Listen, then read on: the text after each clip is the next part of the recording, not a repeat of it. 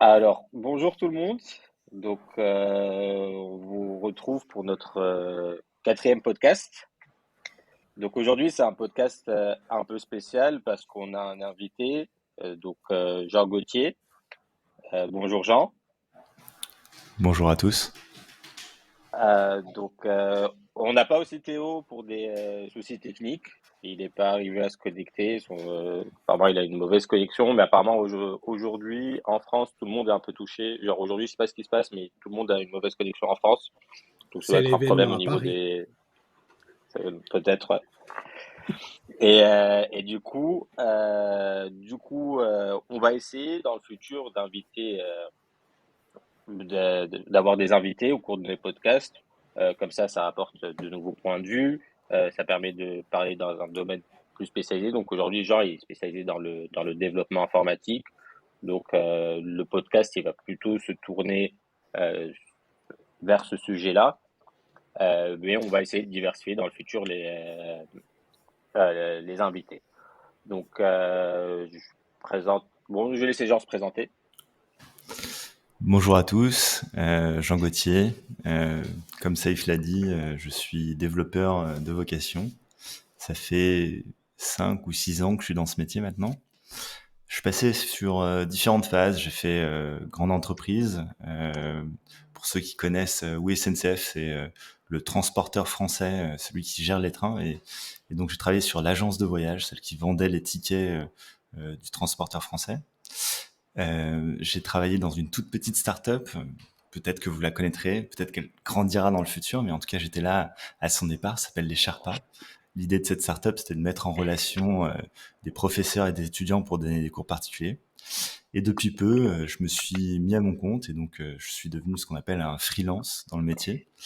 Euh, et maintenant, je travaille pour différentes personnes. J'ai eu l'occasion de travailler avec Saïf et en ce moment, je travaille pour Alliance Trade.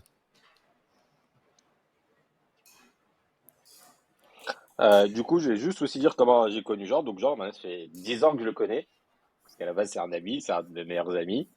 Donc, euh, on a fait notre prépa ensemble. Donc, on s'est connus en prépa à Rennes. Voilà, après, genre, chacun, il a fait son chemin, mais on est resté très, très proches. Et aujourd'hui, on s'est retrouvés dans le monde du travail. Et je trouve que c'est bien de travailler avec des amis parce qu'il y a de la confiance. C'est compliqué la confiance dans le monde du travail, mais du coup, dans des cas comme ça, c'est c'est plus simple de collaborer et de travailler ensemble. C'est marrant que tu abordes ce sujet. Du coup, bonjour. Ah, pardon. Vas-y. Je voulais rebondir. Je Non, non, trouve ça vas-y, marrant que vas-y. tu abordes ce sujet parce que Ouais. c'est vrai, tu as dit, on s'est retrouvé dans le travail et ça a été hyper agréable. Pour autant, je pense que parfois, ça peut être dur de travailler avec ses amis parce qu'on a tendance à leur accorder beaucoup de confiance ou à faire, tu vois, le travail peut casser des amitiés parce que vous pensiez être capable de surmonter le travail, mais en fait, vous vous retrouvez dans des conflits et vous êtes incapable de faire la différence entre amitié et travail ça peut casser d'amitié. Moi, je suis hyper content de t'avoir retrouvé dans le travail, Saïf, parce que c'est pas du tout le cas. Nous, ça nous a carrément plus rapprochés, alors que avec le Covid, on a eu tendance à se perdre un peu de vue. Donc, ça a été hyper agréable. Ouais. Oui, c'est vrai que c'est compliqué. Je suis d'accord avec toi. Surtout que quand c'est un ami, tu te permets des choses qui pas forcément professionnellement passent. Mais nous, on n'a pas ce souci-là, je pense. En tout cas, jusqu'à aujourd'hui, bon, je pas de bois autour de moi, mais je touche du verre. Et, euh, et voilà. Bonjour Carlos. Bonjour. T'es, Ouais, t'es beaucoup tout le monde trop. me connaît, donc je reste silencieux aujourd'hui. Tout le monde me connaît, donc je ne me présente pas, mais je profite de rebondir en fait sur ce que vous avez dit pour une simple raison. C'est pas simple de travailler ni avec famille ni avec amis. Et moi, je sais ce que c'est de travailler donc avec la famille. Je Famille. travaille avec ma femme. Voilà, famille, je travaille avec ma femme et je m'excuse aujourd'hui, j'ai le gamin. Je coupe.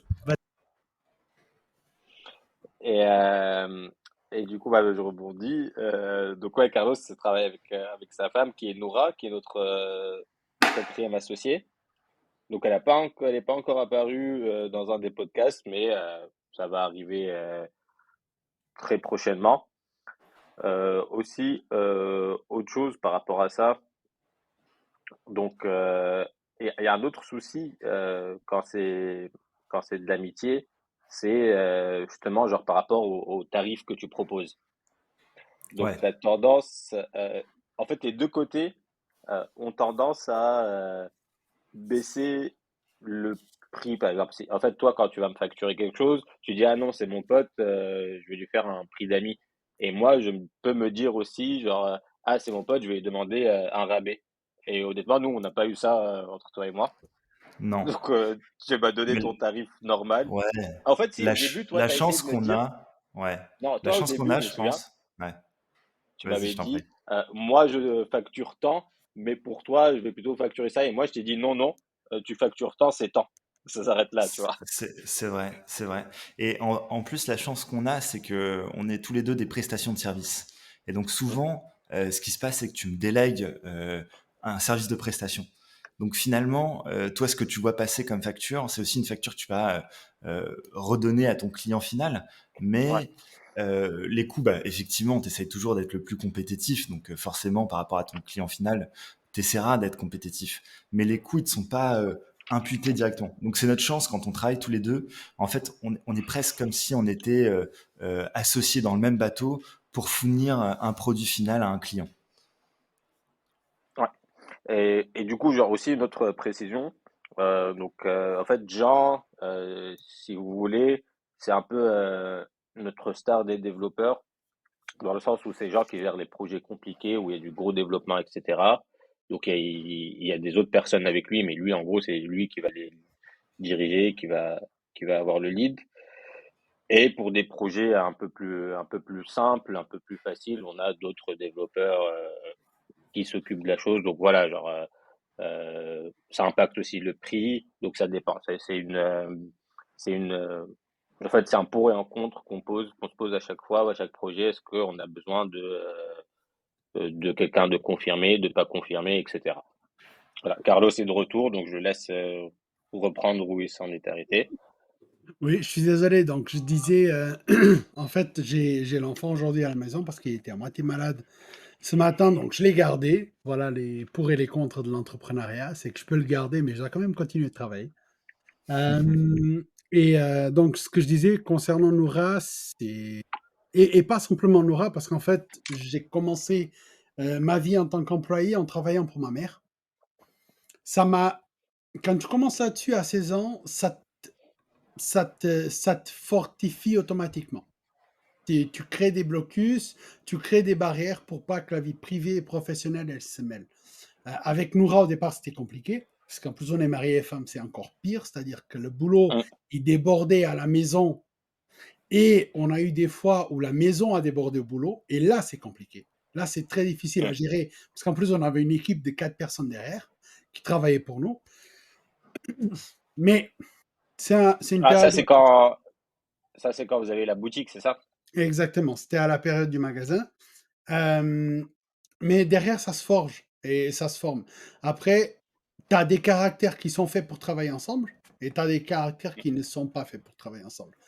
Moi, j'ai l'habitude, moi, j'ai une mentalité où, de base, quand on me dit un prix, si je le trouve extrêmement haut, je vais demander des devis ailleurs. Point. Mais je vais pas dire à la personne, je suis ton pote, fais-moi un rabais. Ça se fait pas. Parce que je suis partisan de l'idée que si un pote, il fait quelque chose, moi, de base, je vais aller la payer plus cher. Parce que c'est mon pote, je suis là pour le soutenir. Point. Par Ouais, c'est exemple, vrai.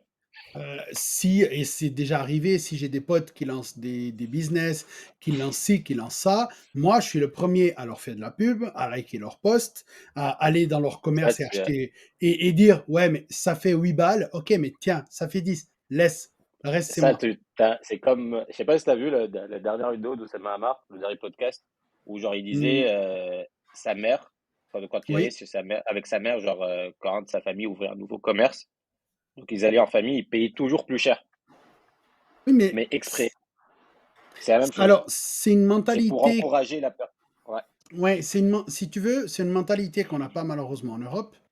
Depuis toujours, ça n'existe pas, mais c'est une mentalité que tu retrouves beaucoup dans les peuples nomades et commerçants. Et si tu vas, par exemple, dans mon pays, au Portugal, dans des régions plus éloignées, donc plus loin des grosses villes, cette mentalité, elle y est encore parce que les Portugais, ils étaient des explorateurs, des navigateurs, des commerçants. Donc, ils savent la valeur de que quand quelqu'un il se lance, c'est pas simple.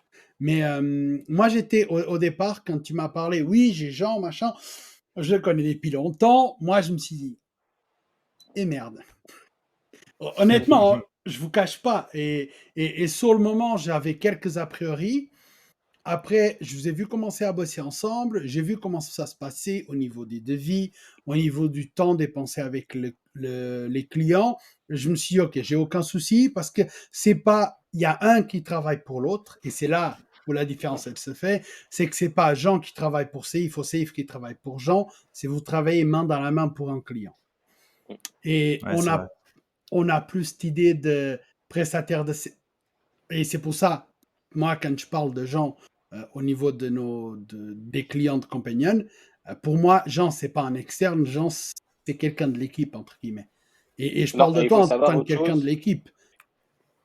Et savoir quelque chose aussi, très importante hein, pour nos clients. En fait, genre, oui, il est externe, mais nous, dans notre processus, en fait, on signe un NDA avec nos clients par rapport aux idées. Et en fait, Jean signe un NDA avec nous. C'est-à-dire que, en fait, même si on passe par un prestataire externe qui est Jean, en fait, il est soumis exactement aux mêmes conditions que nous avec le client.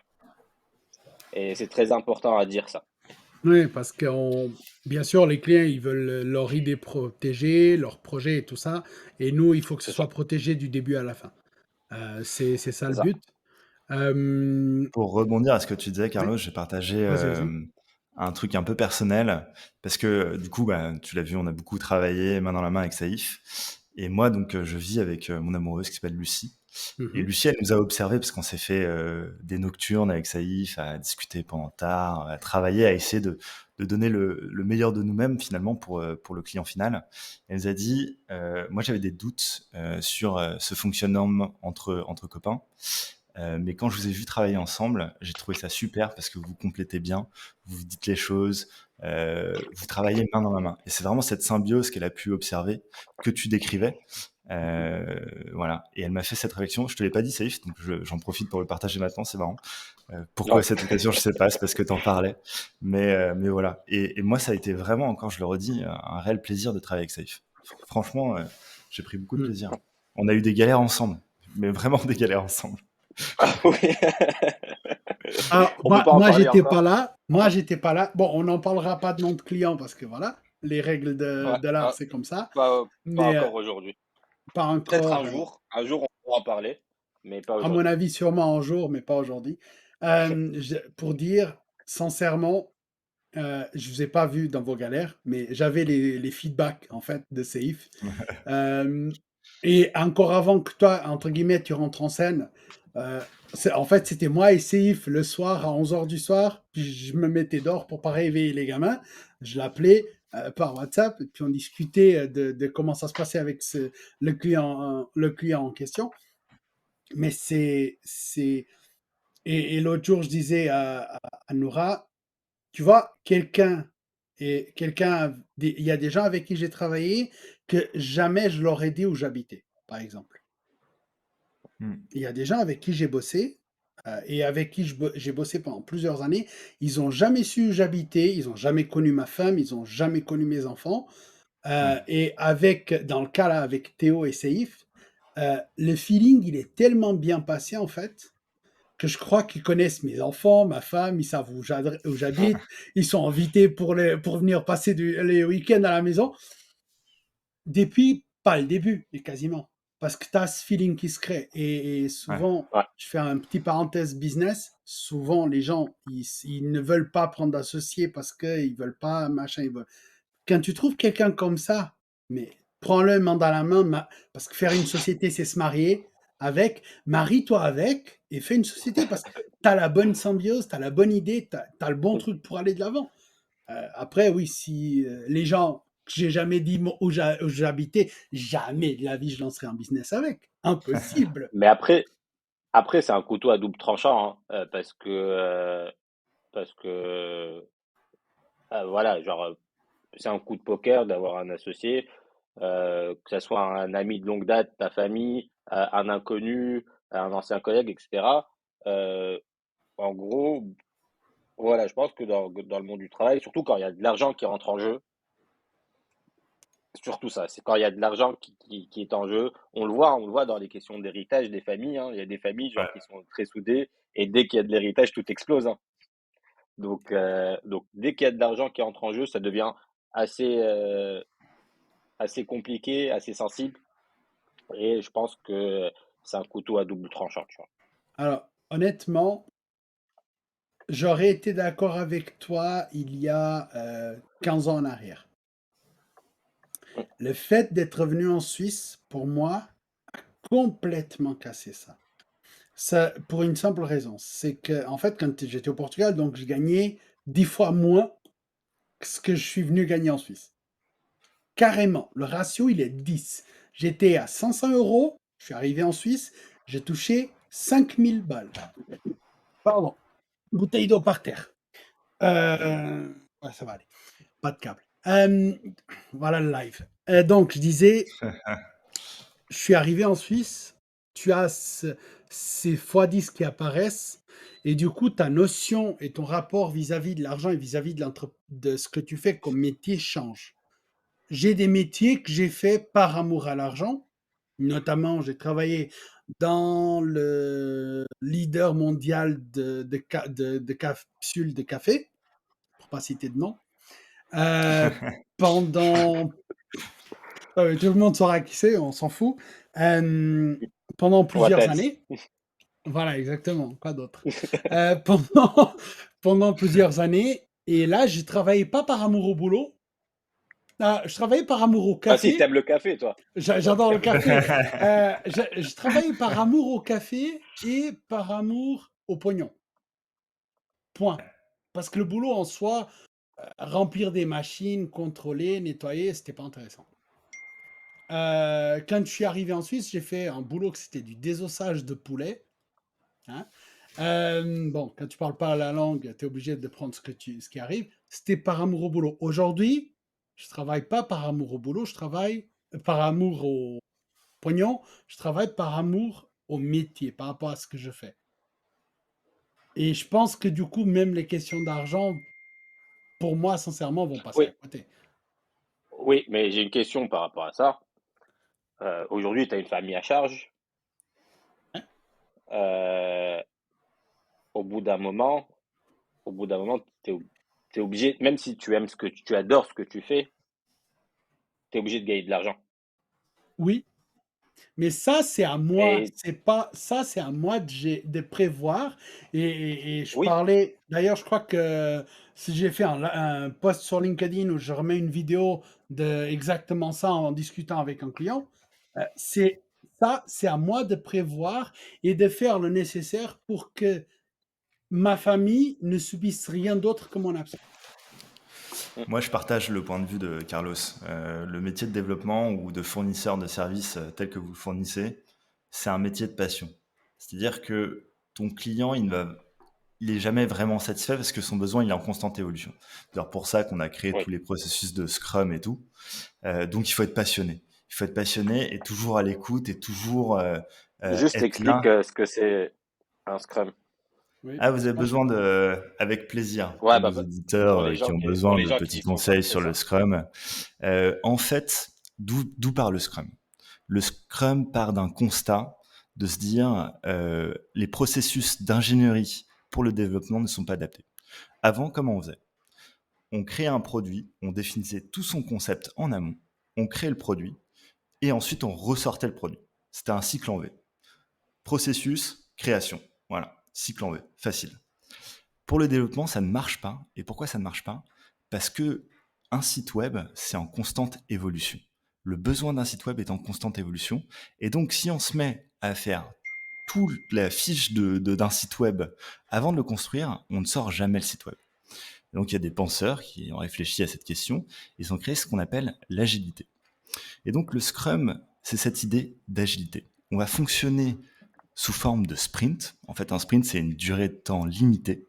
Ça peut être 2 semaines, ça peut être 3 semaines, ça peut être une semaine. J'ai même vu des équipes faire une semaine. Donc, on fonctionne sur 2 semaines, classique, et on embarque un nombre de tâches qu'on estime suffisamment challengeantes, mais en même temps pas trop challengeantes, qu'on estime qu'on va terminer en tant qu'équipe. Voilà. Donc l'idée, on a ce batch de tâches, on les fait durant les 2 semaines, on finit ce qu'on appelle notre sprint, on finit nos 2 semaines, et ensuite on se fait une petite rétro sur ce qui va se passer, je recommence sur ce qui s'est passé. Ce qui veut dire que on va regarder, on dit ok, on n'a pas réussi ça parce que, je sais pas, les couleurs n'étaient pas livrées à temps, le design n'était pas livré à temps. On n'a pas réussi ça parce que finalement notre client il nous a pas dit exactement ce qu'il voulait. Et on essaye de dégager des actions pour s'améliorer. Donc ça a 2 intérêts le Scrum. Premièrement, ça permet de prendre en compte les évolutions et les changements d'un site web. Deuxièmement, ça permet de s'auto-améliorer au fur et à mesure du temps. En tant qu'équipe, Je vais on va rajouter, progresser. je vais rajouter un troisième dont tu vas pas parler, Ouais. c'est la flexibilité. Parce qu'en fait, ce qui va se passer, donc quand tu vas développer un site web, par exemple, donc tu vas commencer à développer quelque chose, etc. Et supposons qu'il n'y a pas de sprint, hein. Donc tu commences à développer, etc., etc. Et tu passes à l'étape suivante. Sauf que les deux étapes sont liées. Supposons que le client débarque qui dit que l'étape A, moi je veux un changement dans ça, tu vois. Et en fait, si tu as déjà développé l'étape B, c'est-à-dire qu'il faut que tu modifies l'étape A et l'étape B. Donc ça va te faire 2 fois plus de travail, 2 fois plus donc une redondance. Alors que si tu avais juste fait l'étape A, montré l'étape A, donc en agile, et il t'aurait demandé juste le changement à ce moment-là, tu n'aurais pas à remodifier l'étape B. Je Tu sais as pas tout si à c'est fait clair. raison. En fait, l'idée, c'est de faire des batchs de petites améliorations. Ce qu'il voulait dire, Saïf, c'est qu'on a une feature A et une feature B, et elles sont très importantes pour faire fonctionner l'application web. On pourrait se dire, on fait les deux en parallèle, on les sort toutes les deux. En l'occurrence, la feature B, elle a été repensée, et donc si on avait fait ça, on aurait été obligé de retravailler 2 fois. Or là, ce n'est pas le cas, puisqu'on a commencé la feature A, on est passé à la feature B ensuite, avec le temps qu'il fallait pour la repenser. Ouais. Et du coup, ouais, maintenant que tu as expliqué ce qu'est sprint, du coup, tu continues ton idée de départ, Je me suis perdu dans le Scrum. Je sais plus ce qu'on disait au début, j'avoue. que tu partageais l'idée de Carlos par rapport où genre, le Ah, métier de service, c'est de la passion. ouais, c'est un métier de passion parce que voilà, on est là pour accompagner quelqu'un. C'est si t'es pas passionné par ce que tu fais, je vois pas comment tu peux bien accompagner une personne. Donc il est obligé d'être dans la passion. Oui, là, je suis tout à fait d'accord. En fait, moi, ce que je voulais dire, je suis d'accord avec le fait que ce soit une passion, etc. Mais il faut que, au bout d'un moment, euh, l'argent suive. Surtout, comme je dis, que t'as une famille derrière. Bon, toi et moi, on n'a pas d'enfants, voilà, genre, il n'y a pas de souci. On peut faire des sacrifices envers nous-mêmes, tu vois, genre, dis, ah, si ce soir, je vais pas en boîte, je vais pas mourir, tu vois. Mais si, Non. genre, par exemple, Carlos, il peut pas se dire, ah, si mon fils, il mange pas ce soir, pas de problème, tu vois. C'est ça la différence. Bah, Non, mais comme tout métier, c'est-à-dire que euh, c'est un métier de passion, mais ça reste un métier. Donc il faut que ce soit rémunérateur. Sinon, il n'y a pas d'intérêt. mais C'est ce c'est- que, eh, ce que, c'est ce comme que- si à Mbappé, on lui disait, bah ouais, non, mais c'est bon, t'as la passion du foot. Enfin, on va pas te donner 1 million, ça sert à rien. Je veux dire, t'es déjà passionné par ce que tu fais. Ça devrait être le cas. Euh, pour les Je suis pas joueurs de Peut-être foot, c'est un hein, mauvais pas que pour exemple. Mbappé. Pas que pour Mbappé, mais ça devrait Non, je être suis pas d'accord, moi. Ah, je suis pas d'accord. Parce qu'en Bah, le fait, foot est un je vais te sujet dire pourquoi je suis pas sensible, d'accord. attention. Non, en fait, c'est pas une question de foot ou pas foot, hein. C'est tout sport confondu. En fait, et voilà, c'est un très bon sujet. Pourquoi, genre, aujourd'hui, au niveau du foot, les femmes et les hommes ne peuvent pas avoir le même salaire. C'est très simple, c'est juste un calcul, hein. En gros, le salaire, il est indexé au nombre d'argent que tu fais rentrer. Donc, un Mbappé ou un Cristiano Ronaldo, ça va être ou un Messi ou un Neymar, peu importe, une star, a donc une notoriété, va faire ramener des sponsors, donc va faire ramener de l'argent. Donc cet argent-là, il va récupérer une partie donc sous forme de salaire, de ce qu'il a fait rentrer. Une femme, donc les femmes footballeuses aujourd'hui, elles n'ont pas la notoriété de Cristiano Ronaldo, de Messi, de Neymar. Peut-être un jour elles l'auront, et j'espère qu'un jour elles l'auront. T'as vu la joueuse Donc elles vont suisse? faire force. De quoi? T'as vu la joueuse Non, suisse, mais Alisha? il y en a, mais genre, ah oui, je l'ai vu, celle d'Aston Voilà, Villa. Ouais, je la connais. voilà. Celle-là, oui, elle a de la notoriété. Non, mais et aussi, il y a quelque chose de très important à dire et on n'en parle jamais. Je pense que un footballeur moyen, il récupère, un homme, footballeur moyen homme, il récupère à peu près 10%, ou je ne sais plus sur les chiffres exacts, hein, mais 10% ou 15% de ce qu'il fait rentrer en termes de marketing, etc. C'est une estimation. Alors qu'une femme récupère genre 40 à 60% de ce qu'elle fait rentrer. C'est-à-dire qu'en réalité, elle touche plus qu'un homme par rapport à ce qu'elle fait gagner d'argent En Ah, termes de ratio. en Après, termes de ratio. je ouais. suis pas féministe ni défenseur de causes perdues ou quoi que ce soit. Après, moi, ce que je trouve et qui est que leur salaire en club ne correspondent pas, c'est une chose. Par contre, Ouais. que les primes UEFA, il y ait autant de différences, là oui. En fait, Bah, c'est pareil, c'est toujours une question de sponsoring, hein. Parce que toi, genre attends, la non, Ligue des non, non. Champions, Le UEFA, si, si, le UEFA, ouais, c'est une société, c'est une association que l'association. dans ses statuts, c'est marqué que la redistribution doit être équitable. Et en fait, Ouais, elle ne l'était pas. Elle a commencé à être il y a très peu de temps. Mais ce que je veux dire, c'est la redistribution qu'ils font au niveau d'argent, elle ne sera jamais juste parce que de toute façon, à partir du moment où dans une phase de groupe d'une Champions League, tu te retrouves avec un City Barça par exemple, ou un City Real ouais. ou un Barça Real, ce match-là va générer déjà plus d'argent que si à la fin tu te retrouves avec un Borussia Un Chelsea. Barça, non, ou un Barça Real féminin. Non, mais pour maintenir dans le niveau, dans la même Ah, catégorie, bien si sûr. tu veux, avant de bouger Et à là l'autre, aussi, à la différence de catégorie. Donc, et le ben, et ben, problème, et dans la même catégorie, il y a un autre exemple, c'est une équipe qui va loin dans la compétition ou qui va pas loin dans la compétition et touche pas le même argent. Et voilà. ce qui est normal. Voilà. Ou qui se qualifie pour la Ligue des Champions, celle qui se qualifie pour la Ligue Europa et celle qui se qualifie pas du tout, elle touche pas le même argent. Oui, Parce que, en gros, toi, tu ramènes plus d'argent. Donc, tu touches le point où je voulais aller. plus tu joues de matchs, plus tu vas être visible, plus tu as de la notoriété, plus tu gagnes, plus etc. Plus tu ramènes de l'argent, plus tu touches de l'argent. Et c'est tout à fait normal. Oui, mais C'est tout à fait normal.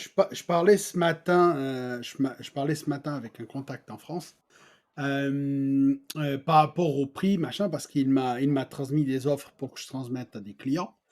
Et puis on parlait de prix, il me disait, ouais, mais le problème, c'est que tu as des gens ils écoutent des gourous dire qu'il faut mettre des prix extrêmement hauts.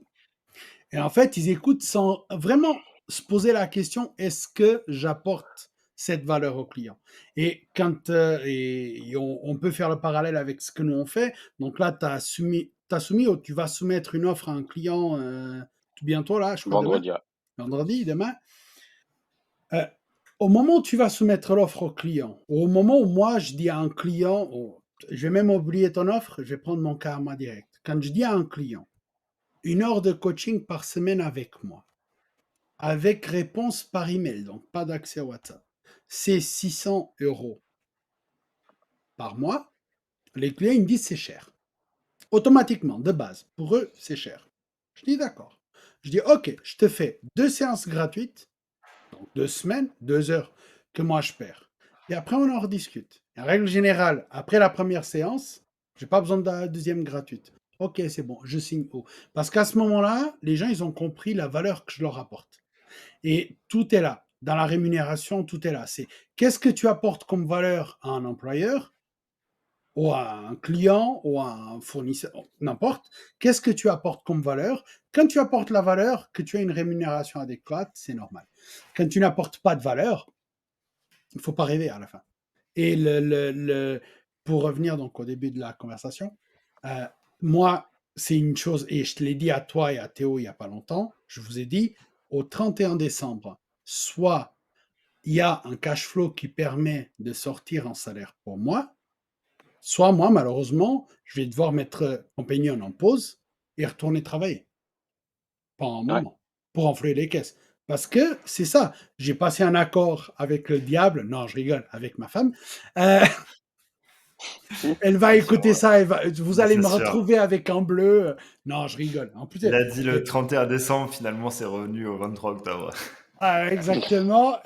Non, je rigole. Je rigole parce qu'en plus, bah, sans elle, je pourrais pas être là. Sans elle, je pourrais pas me lancer. Mais ça, c'est une autre histoire. Et, elle est gentille comme toi, avec moi en plus. Ce que je voulais dire, c'est j'ai passé cet accord. On a dit au 31 décembre, c'est la deadline. Et pour elle et pour moi. Au 31 décembre, moi, je dois repartir dans le monde du travail obligatoirement pour que mes enfants ils puissent manger. Mhm. Jusque-là, j'ai de la marge. Donc, par rapport au projet qu'on parlait avant au départ, on n'a pas été payé. Donc, le client a décidé de ne pas payer, même si, après discussion avec les avocats, quoi qu'il arrive, le client va payer. Point. Mais moi, ça me met pas de souci. Et à ce moment-là, je profite de ça pour rebondir. À ce moment-là, ma seule inquiétude, c'était toi, Jean, et Seif, et Théo. Ah, Moi, je me suis pas inquiété de moi parce que pour moi, c'était bon, tu vois, mais je me suis inquiété les éléments qui sont autour parce que je sais que ça peut être démotivant et ça peut casser la confiance. Comme il disait, Seif, la confiance, elle est là, mais l'argent peut casser. Et j'ai vu que ça n'a pas cassé. Moi, ça m'a fait plaisir. Déjà, je te remercie. Que la confiance, elle ne casse pas. Mais bah, voilà, on a aussi été, je pense, transparent avec toi du début à la fin. Donc, Carlos, c'est marrant, tu as une réflexion un peu, si je peux dire, de papa. C'est-à-dire que tu es là pour prendre soin de tes petits. C'est tes petits qui sont autour de toi et tu as tout de suite pensé à eux, c'était très mignon. En fait, moi, mon point de vue là-dessus, je rebondis, je sais pas si c'était la thématique de ce podcast, mais si on doit parler de cette rupture. Ça a été douloureux parce que c'était de l'investissement personnel, du temps. Et ce qui était douloureux, c'était de pas être capable de satisfaire le client. Tu vois, on avait, selon moi, construit un produit qui était intéressant, qui était exploitable, qui était tout à fait dans les cordes de n'importe qui d'exploiter. Et on n'a pas réussi à satisfaire. Et moi, en tant que développeur, ça peut être douloureux parce que bah, c'est toujours, tu mets un peu, pas ton âme en jeu, mais un peu ton estime, c'est ton code, c'est un peu, voilà. Le but, c'est de faire plaisir. C'est comme quand tu achètes un cadeau de Noël pour quelqu'un et puis le mec, il te dit, bah, c'est nul, quoi. Et ça peut être douloureux. Ouais. Après, la question argent, ça n'a pas du tout été pour moi un souci parce que, encore une fois, je considérais que on était dans le même bateau, c'est-à-dire que on était tous les deux là Carlos, pour on être t'entend pas, c'est avec le jamais bien. client. On était tous les deux là pour être avec le client. Et donc, bah voilà, c'est le client qui nous a fait défaut. Et c'est pas toi, Carlos ou Saïf ou Compagnon qui m'a fait défaut à moi. C'est plus ça que j'ai considéré. Et donc, comme on était transparent du début à la fin ensemble dans notre partnership, que ce soit dans le temps qu'on a passé, dans les features qu'on devait faire, ce qui était faisable, ce qui n'était pas faisable, même dans la facturation, euh, j'ai pas considéré que c'était de votre faute, tu vois. ouais, mais même si c'est pas de notre faute, et Safe, je pense qu'il a eu le même sentiment que moi, on est responsable Ouais. directement. Tu vois? Et c'est ça aussi. Et c'est rare, très rare de trouver des partenaires à travailler comme ça. Je te donne un exemple. Très simple et tu vas comprendre où je veux en venir. J'ai le magasin, pardon, il y a le magasin de ma femme qui a fait faillite il y a de ça bientôt 2 ans. Ah bah Covid, Covid. 3 ans. Non, deux. C'était fin 2021. C'était sortie de Covid, gestion des stocks, augmentation des prix des matières. Il y a eu un boom, un truc qui a détruit en fait. Pour vous donner un taux, en Suisse, il y avait un magasin dans le style sur deux qui fermait. Et à ce moment-là, nous, on se retrouve avec beaucoup de marchandises, on se retrouve avec beaucoup d'investissements qui ont été faits, certains qui n'ont pas pu être remboursés aux fournisseurs directement. Hmm. Parce qu'il y avait du dépôt-vente, il y avait des factures à 30, 60 jours, bref. du détail. Et à ce moment-là, moi, j'ai vu ceux qui étaient là dans l'optique business et ceux qui étaient là dans l'optique je m'en fous des autres, je veux juste pour moi. Il y a des fournisseurs que j'ai contactés, venez s'il vous plaît rechercher votre stock parce Mm. que je n'ai plus, je dois refourguer le stock. Il y a des fournisseurs qui ont dit non, c'est pas possible. Il y a des fournisseurs qui m'ont trouvé des méthodes d'arrangement de paiement. Et ces fournisseurs-là, après la fermeture du magasin, on a continué de les payer de notre poche. Parce qu'ils ont été à l'écoute, ils ont été commerçants. Par contre, tu as eu aussi les autres, cette catégorie de gens avec qui je ne travaille plus et que grâce à cette expérience, je parlais de ça l'autre jour, grâce à cette expérience, maintenant je les repère un petit peu, c'est des gens que, quoi qu'il arrive, ils sont pas là pour t'arranger. Et c'est des gens qui ont entamé des procédures et qui ont enclenché la faillite et qui ont fait ci et qui ont fait ça. Qu'est-ce qu'ils ont gagné à la fin? Bah, ils ont gagné que si c'est une faillite, ça veut dire qu'il n'y a plus d'argent. Mm. S'il n'y a plus d'argent, moi je suis désolé, un client qui a essayé de plonger le magasin dans la merde, désolé du gros terme, mais c'est vraiment ce qui s'est passé, exprès, qui a fait de la mauvaise pub, qui a été carrément crié en place publique qu'on avait des défauts de marchandises, qu'on avait ici, des choses qui étaient complètement incohérentes en plus et qui n'étaient pas justes. Quand un fournisseur il te fait ça, bah moi je suis désolé, il peut attendre sur son pognon. En plus, on leur a fait gagner des centaines de milliers de francs pendant une année. Pour donner une idée, en 12 mois, le chiffre d'affaires du magasin en vente de produits, il a dépassé le milieu et demi. Donc, c'est aussi ça. Et là, quand ça a cassé, alors, j'avais pas peur que tu sois ce type de personne, je pensais pas, sincèrement, parce que je les sens Ouais. venir maintenant, en plus. Mais, mais je me suis dit, comment lui va le prendre? Tu l'as bien pris, tant mieux. Comme on te l'a dit, hein, moi, de toute façon, on a des contrats, on a des offres. Je suis dans un pays où c'est très, et c'est pour ça que j'aime bien les Suisses allemands, parce que c'est très carré, c'est vraiment comme ça et pas autrement. Et on va pas laisser pisser, parce que ça se fait pas dans le milieu. Mais voilà.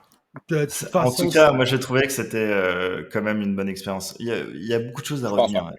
L'expérience humaine qu'on a vécue avec Saïf, en vrai, je suis pas sûr que j'aurais pu la vivre avec quelqu'un d'autre que Saïf. C'était, ouais, t'as toujours d'autres personnes, c'est sûr, mais c'était quand même, on a passé beaucoup de temps, on était joignable, comme si vraiment notre vie en dépendait. C'est-à-dire, je pouvais l'appeler à n'importe quel moment, il m'appelait à n'importe quel moment. On était là pour résoudre des problèmes, on était des problème solvers. C'était hyper intéressant. Et je trouve que ça a aussi appris beaucoup de choses pour structurer les offres suivantes, tu vois. Et Ouais. ça, bah, quoi qu'il arrive, c'est de l'expérience à prendre et c'est bon à prendre. Il faut toujours essayer d'aller chercher le meilleur dans tout ce qu'on Dans vit. le mauvais. Enfin, ouais, dans le mauvais. Le meilleur dans le Je peux pas mauvais. dire mauvais. Même quand je parle, je peux pas dire mauvais. Ouais. Bah, Et je puis, partage ton point de vue.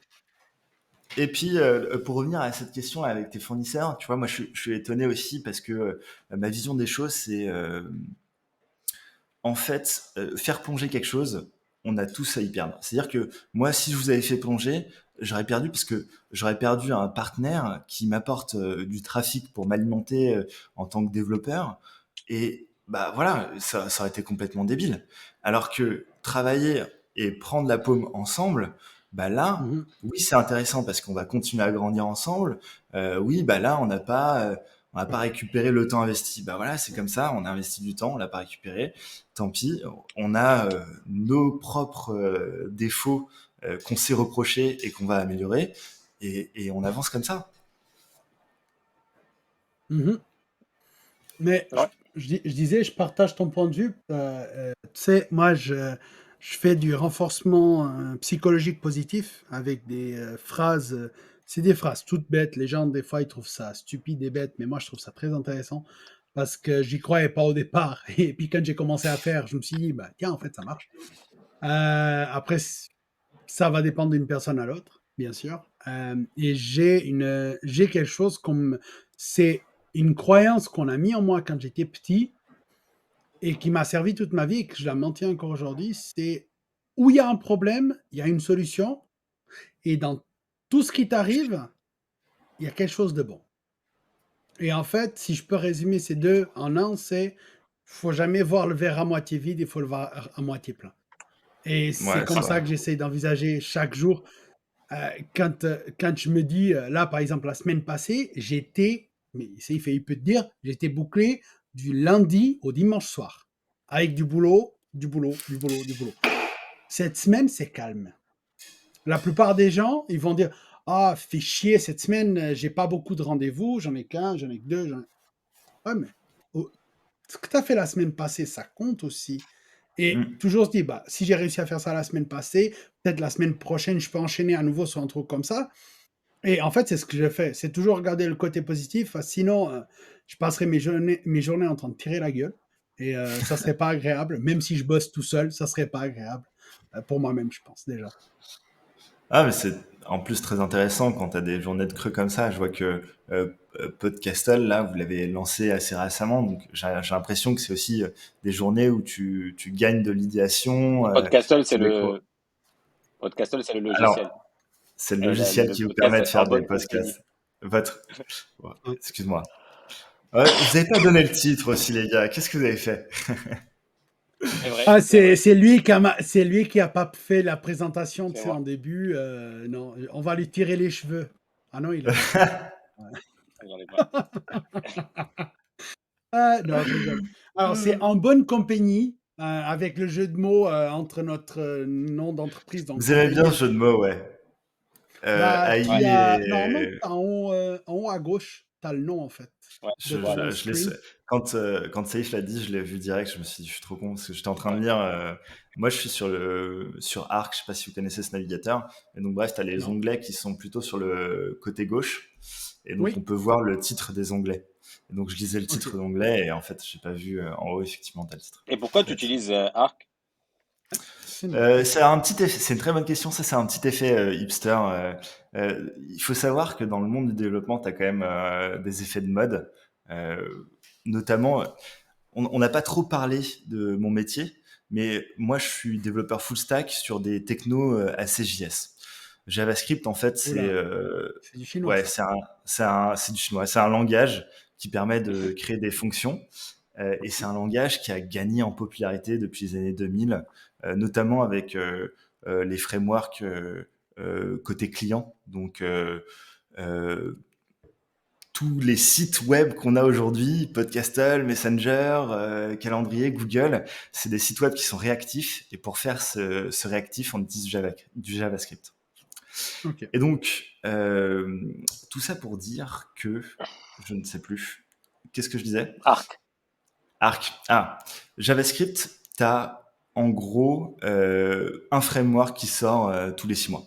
Donc, tu as plein de frameworks, tu as des effets de mode, des gros effets de mode. En ce moment, euh, ce que les gens aiment bien, c'est Bun, un framework pour faire du back-end. Et en front-end, ce qu'ils aimeraient, c'est faire du Svelte. Des trucs un peu. Et on dit c'est un truc d'hipster parce que c'est des trucs à la mode.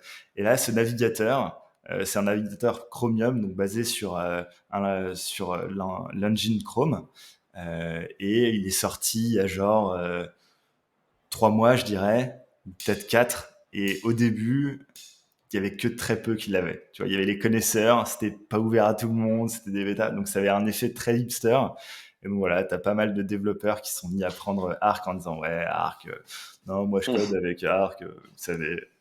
Mais Et parce que j'avoue Chrome, que moi j'aime bien. En vrai, il a des petites fonctionnalités qui sont sympas. Genre par exemple, je peux faire des notes à la volée comme ça. Je peux faire des captures d'écran aussi à la volée. Le design est assez sympa. C'est un design très parce que Chrome, Appleistique. mais Chrome, c'est un open source. C'est-à-dire que tu peux développer des navigateurs sur l'engine de Chrome. Ouais, tout à fait. Brave, par exemple, que vous parliez de Brave au Oui. début de la conversation. Je sais pas si nos auditeurs en ont vu, mais Brave, c'est aussi un Oui. engine basé sur du Chromium.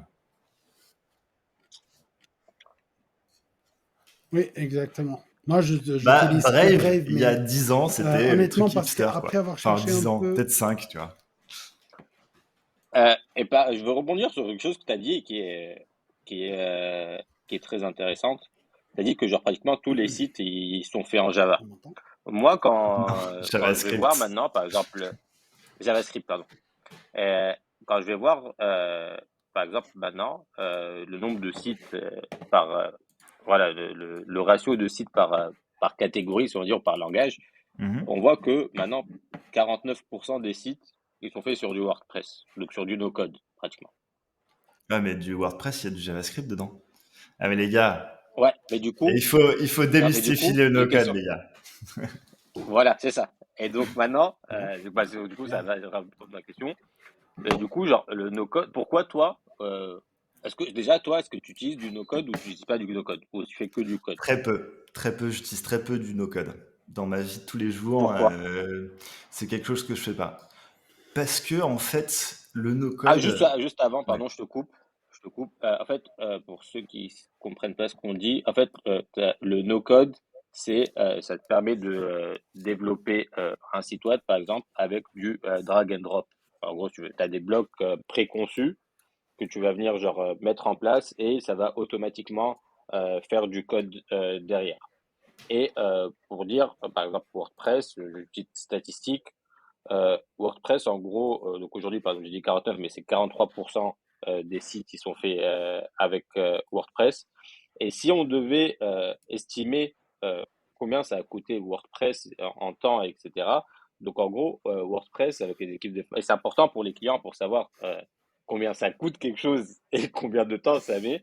Donc pour un site comme WordPress qui permet de développer des sites web, donc l'estimation c'est 151 années de hommes de travail, donc c'est plusieurs équipes, hein, c'est divisé sur plusieurs personnes, mais c'est comme si c'est une personne a travaillé pendant 151 ans d'affilée pour faire WordPress, et ça a coûté à peu près genre 8 millions de dollars, pour donner une petite idée des chiffres. Et Et là, c'est on parle important juste du dans développement l'idée des chiffres. de l'application et même pas de l'hébergement, de la maintenance, C'est ça. tout ça. Mais effectivement, très, très intéressant ces chiffres. Du marketing, de rien du tout. Non, ouais, de la pure développement, quoi. Pure code. C'est ça. No code. Alors, pourquoi moi j'utilise pas beaucoup de no code? Il y a plusieurs raisons.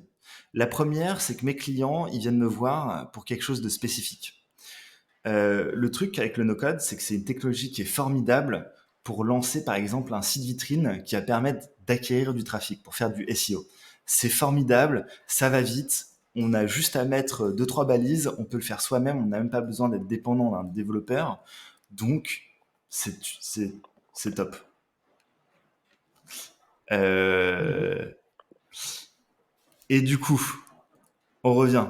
Le no-code, pourquoi moi je l'utilise pas? En gros, il y a plusieurs raisons. La première, c'est que moi, les gens viennent me voir pour du développement spécifique. Donc, c'est difficile. Le no-code me limite énormément dans le développement. C'est formidable pour faire un site vitrine. Pour le SEO, c'est top. Mais pour quelque chose de très spécifique, pour un produit, une vente de produits spécifiques, ça va être pas adapté, ça va être compliqué. Et je pense que le temps de développement.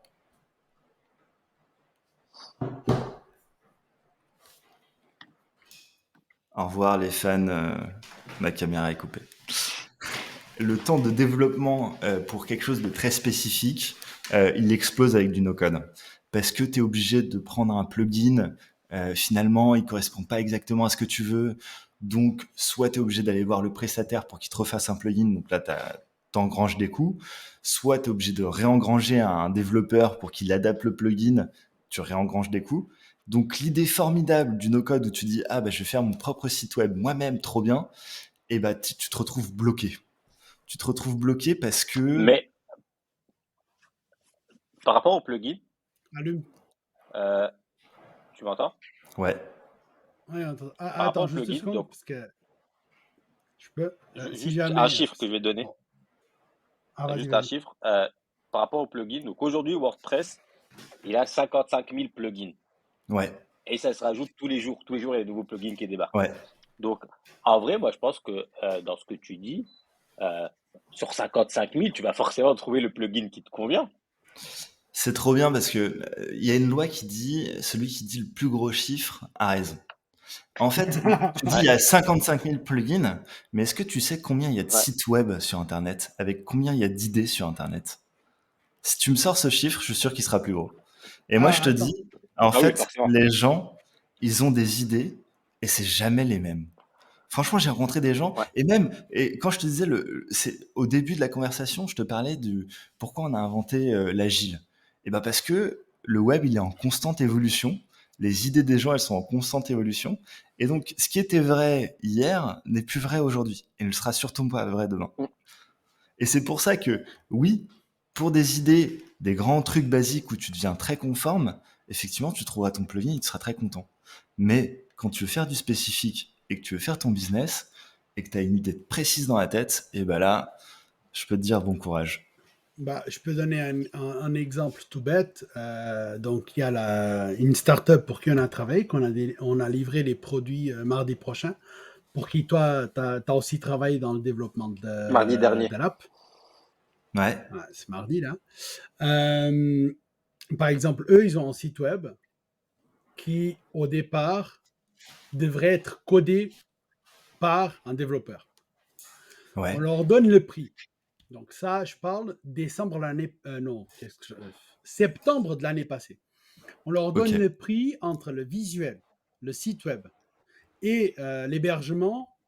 Donc, on leur demande de passer 25 000. D'accord? ok, Là-dedans, il y a pour 10 000 ou 15 000 de visuel. Puis ouais, moi, Juste je pour regarde le expliquer, c'est quoi le site, visuel?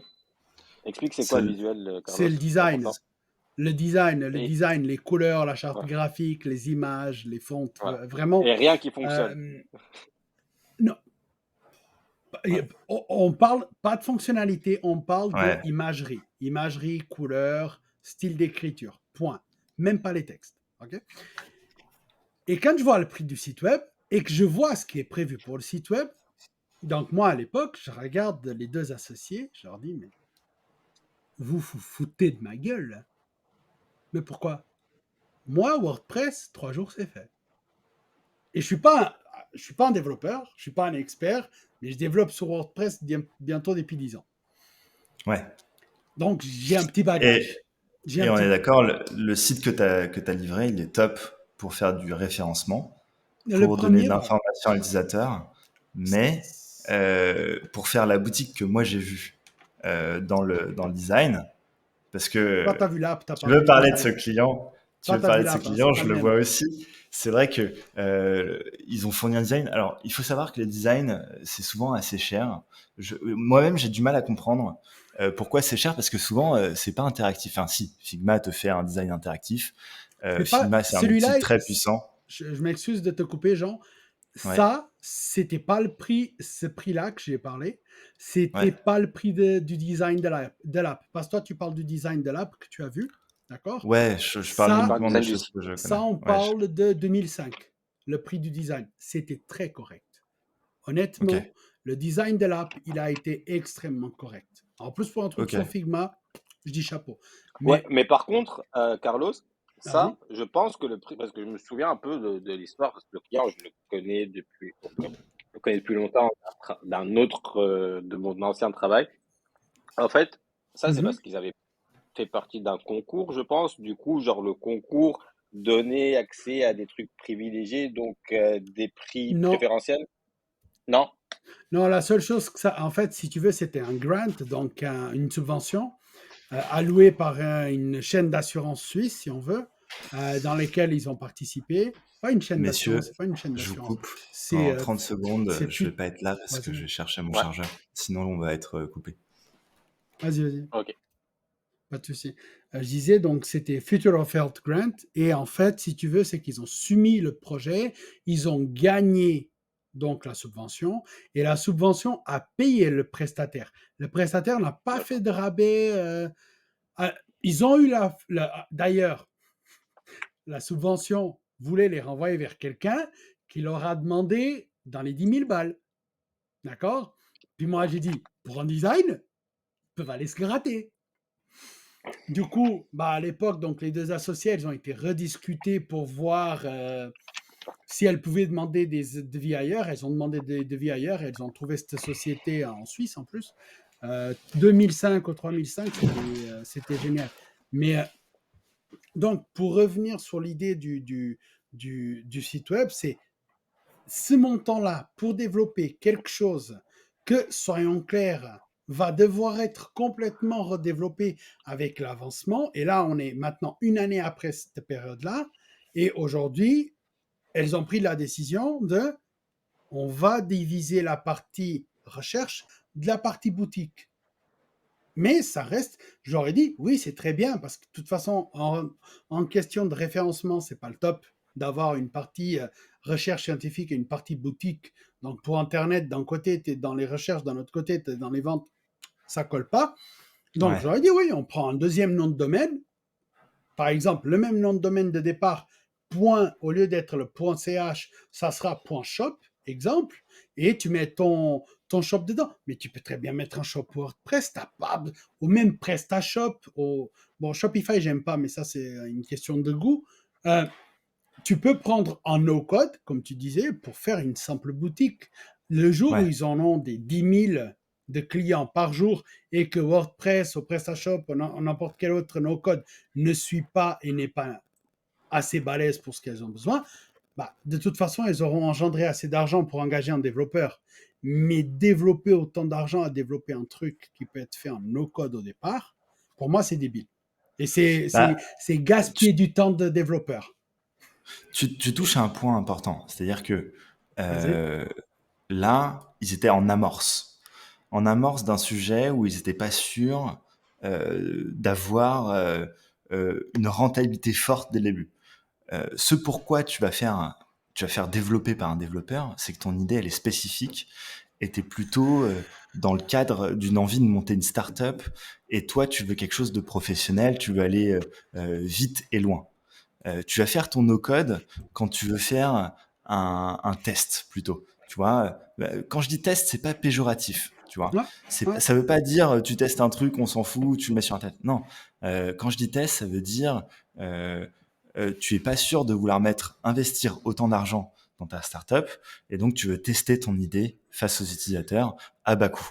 Voilà, c'est à ça que ça va te servir. On revient sur ce qu'on a parlé bah, avec les autres. Tu n'étais pas là, mais avec les autres, on en a parlé la semaine passée. C'était l'MVP en soi.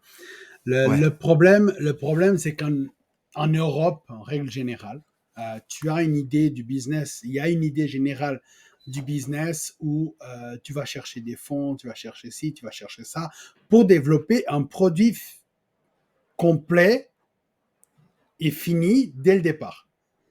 Moi, je hmm, suis pas de tout dans cette optique-là. J'ai jamais été. J'ai eu la chance d'avoir donc une maman qui était entrepreneuse et que je me rappellerai toujours, c'était la première fois que j'avais se lancer. Elle s'est lancée à créer des trainings en fait pour les écoles, ouais, le but c'était pour les écoles et pour les associations créer des trainings à petit prix. Est-ce qu'elle a commencé par acheter une grosse machine à coudre? Non. Bah, elle a commencé par les coudre à la main, deux, trois, tester, ça fonctionne pas. Ça fonctionne, les gens ils en demandent. Elle a une première grosse commande, elle s'achète la machine, elle travaille, et ainsi de suite. bah, Jamais, elle a raison. et c'est le problème souvent, par exemple, dans les commerces, c'est que souvent dans le commerce, tu dois d'abord investir avant d'avoir une rentrée d'argent.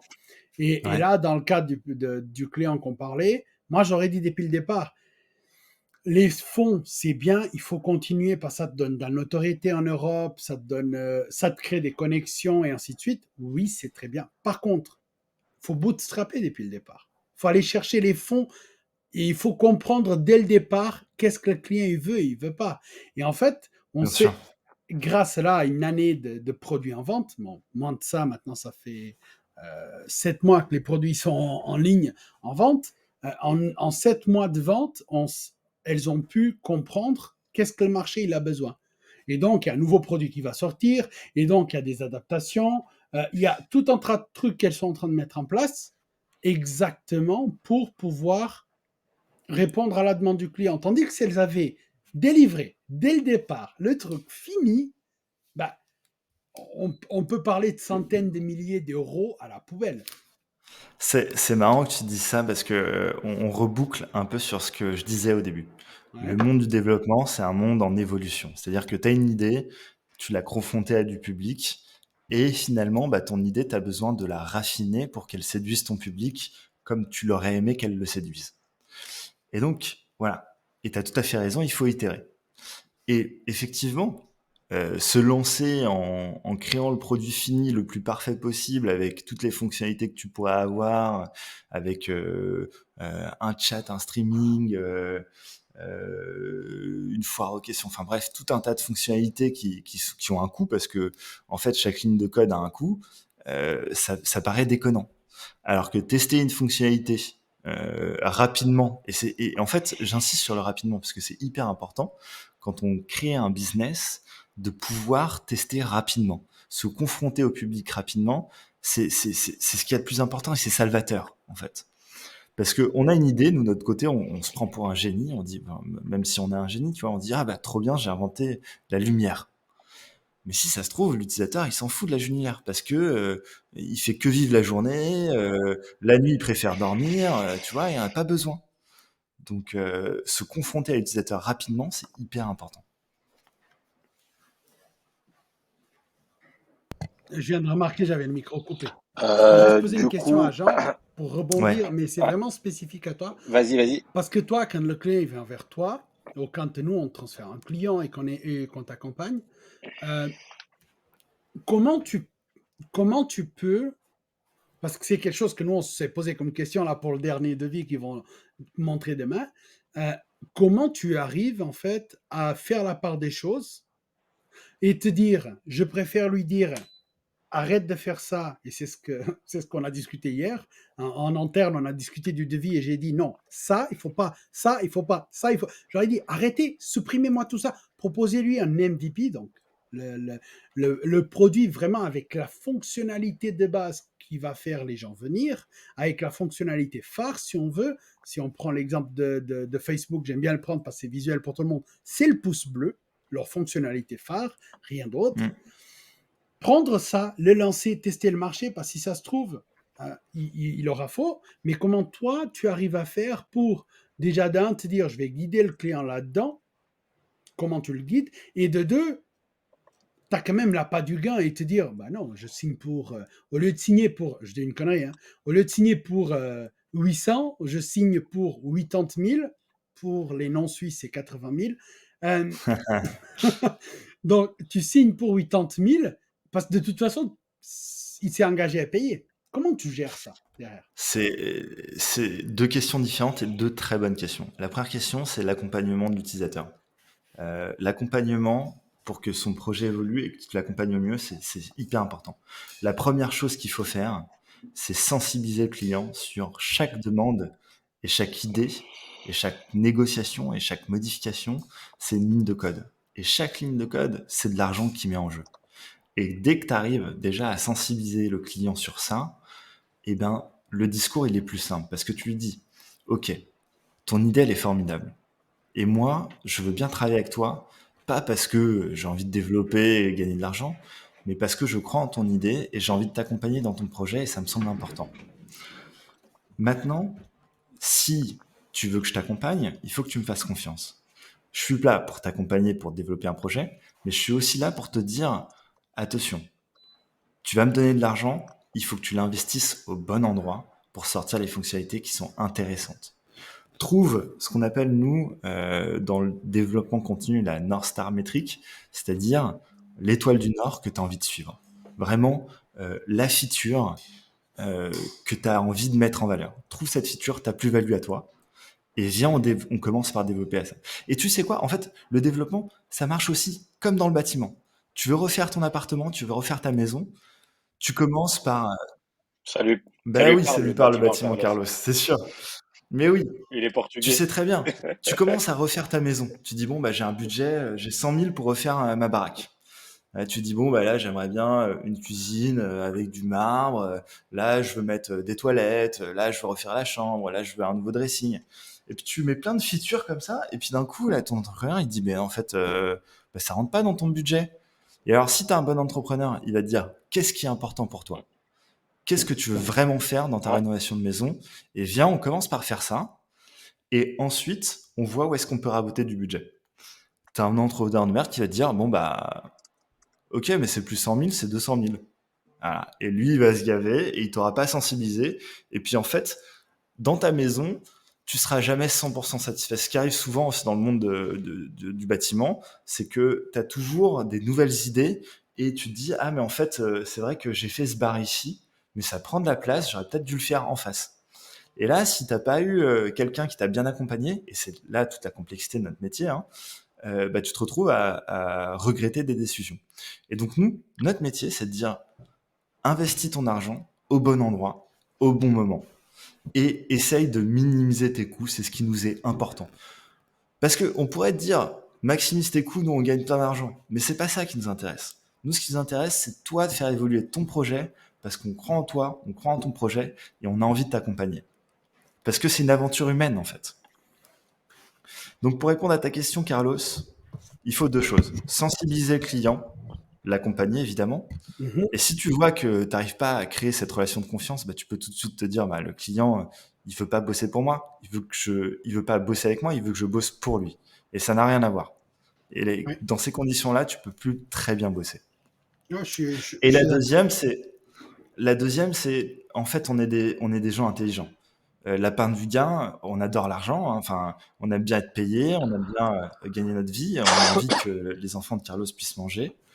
Donc, voilà, l'argent, c'est quelque chose qui nous motive aussi. Mais ce qui nous motive aussi beaucoup, c'est la passion. Donc, c'est cette aventure humaine. Nous, on a envie d'accompagner des gens. On a envie d'être ce bon architecte qui va, quand tu es en train de faire ta rénovation de maison, qui va te dire, ton budget, il est 100 000, tu peux pas tout faire. Vaut mieux que tu fasses cette pièce et cette pièce qui sont les plus importantes pour toi, qu'ils te disent, bah, ton budget, c'est 100 000, c'est pas assez, il faut que tu mettes 200 000. Et que tu te retrouves à mettre 200 000 et que tu regrettes. Nous, voilà, c'est ça notre objectif. Bah, c'est bien parce que c'est un peu la même optique que nous on a. Et par contre, c'est difficile de la faire comprendre aux clients dans une première approche. Les gens, ils se disent, oui, mais de toute façon, tu es intéressé que par mon argent. Et quand on écoute le début de la conversation par rapport à la cliente qu'on parlait avant, les gens ils vont se dire, ouais, mais si c'est ça, pourquoi tu fais des démarches légales? Bah, je fais des démarches légales parce qu'on a travaillé pour quelqu'un pendant 2 mois et demi, je pense. Même moi et Safe, beaucoup plus, parce qu'on a commencé au mois de juillet. Ouais. Ça s'est fini au mois de septembre, à la fin septembre. Et bah, on ne peut pas travailler gratuitement d'un côté. Puis d'un autre côté, bah, il y a juste à respecter les engagements des deux côtés. Je pense que il faut pas trop s'étendre sur cette personne-là, mais Ouais, en plus de ça, elle a été vraiment pas faire. Elle a eu des propos un peu déplacés.